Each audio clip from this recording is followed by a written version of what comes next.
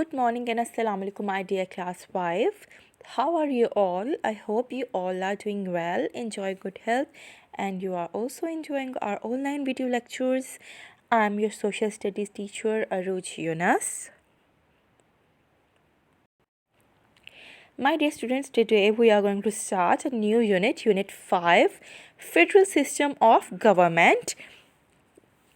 इसमें आप पढ़ेंगे गवर्नमेंट क्या होती है, फेडरल सिस्टम क्या होता है, हमारे गवर्नमेंट के इंस्टीट्यूशंस क्या होते हैं, गवर्नमेंट वर्क कैसे करती है, रन कैसे करती है. First of all, I am going to tell you about government. What is meant by government? Group of people with the authority to govern a country or a state. ऐसी सियासी जमातें, ऐसा लोगों का ग्रुप जो किसी भी मुल्क को चलाते हैं या किसी भी स्टेट को चलाते हैं, उसको हम गवर्नमेंट कहते हैं. Like nowadays, political party named Pakistan Tehreek-e-Insaf is governing our beloved country Pakistan. आजकल पाकिस्तान तहरीक इंसाफ यानी कि हमारे वज़ीर आज़म इमरान खान, उनकी सियासी जमात जो है जिसका नाम पाकिस्तान तहरीक इंसाफ है, वो हमारे प्यारे मुल्क पाकिस्तान को चला रही है, उसके निज़ाम देख रही है. अगर मैं आपको एक एग्ज़ाम्पल दूँ स्कूल की, तो एक स्कूल को चलाने के लिए क्या रिक्वायर्ड होता है? रिक्वायर्ड अ प्रिंसिपल, जो कि पूरे स्कूल का निज़ाम जो है, सिस्टम जो है वो देखती है या देखता है. And our president is Arif Alvi nowadays. And my dear students, there are three main institutes of federal government. हमारी हुकूमत को चलाने के लिए फर्दर जो है वो 3 अहम इंस्टीट्यूट्स हैं, इदारे हैं, जिसके अकॉर्डिंग हमारा मुल्क जो है वो चलाया जाता है. Branches of federal government are executive, legislative, judiciary. Legislative जहाँ पे कवानीन बनाए जाते हैं, रूल्स बनाए जाते हैं. एग्जेक्टिव वो इदारा जो उन कवानीन को, उन रूल्स को फॉलो करवाता है, इम्प्लीमेंट करवाता है. जुडिशरी जिसमें हमारे जजेस आ जाते हैं, हमारे सुप्रीम कोर्ट, हाई कोर्ट आ जाते हैं, जहाँ से लोग इंसाफ हासिल करते हैं, जस्टिस हासिल करते हैं. Like if I give you example of school. किसी भी स्कूल को चलाने के लिए कुछ रूल्स एंड रेगुलेशंस होते हैं. रूल्स एंड रेगुलेशंस हमारी प्रिंसिपल बनाती है, जिसको इम्प्लीमेंट स्कूल की हेड करवाती है और टीचर्स करवाते हैं.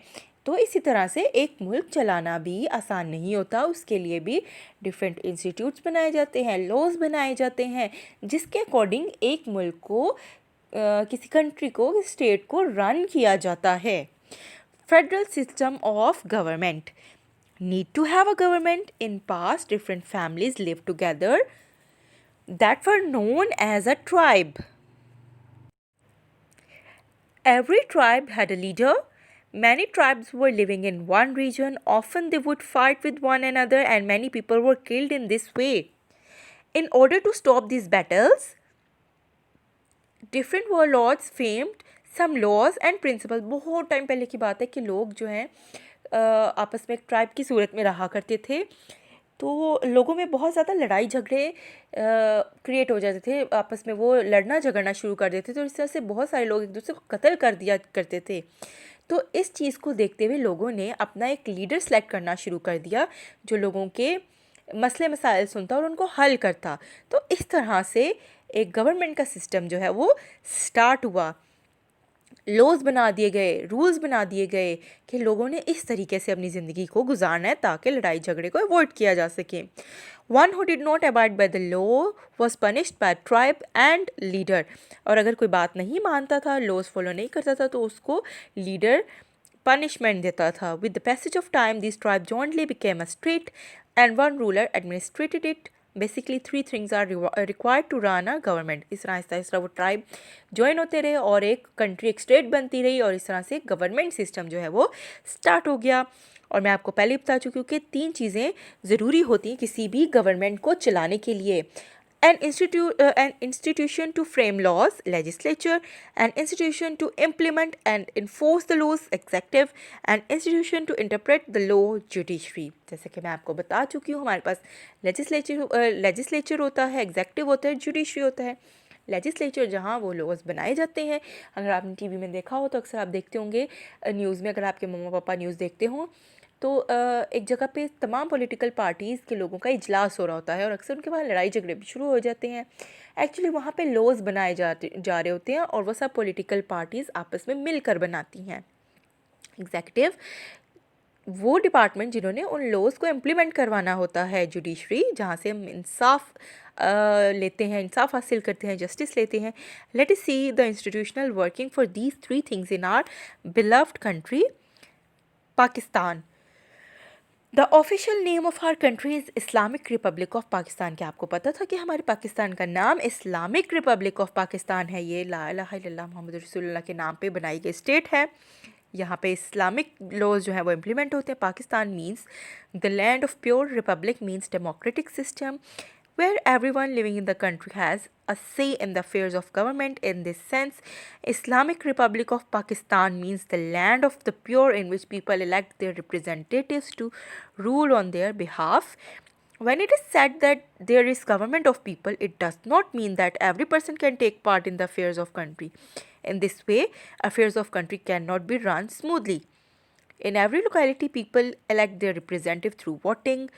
Thus, a councillor is elected for every locality who tries to solve the problems of people at a local level.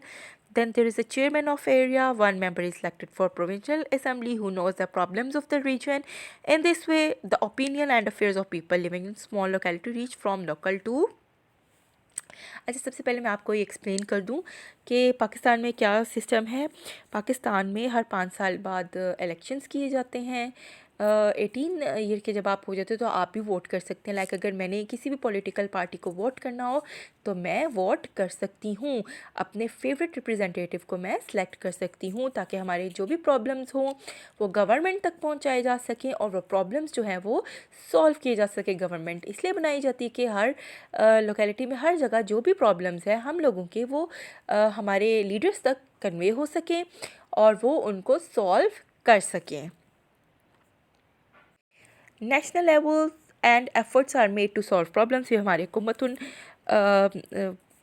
Problems को सॉल्व करने की कोशिश करती है और 5 साल बाद दोबारा से इलेक्शन होते हैं और एक न्यू गवर्नमेंट पाकिस्तान में बनाई जाती है। Okay, my dear students, in next lecture we will discuss more about it and we will discuss about the structure of federal government executive. Till then, take care of yourselves. You have to do the reading and do some research on it and ask your mama, your parents about some working of political parties in Pakistan. Till then, we will meet in next video lecture. Till then, take care of yourselves. Allah Hafiz.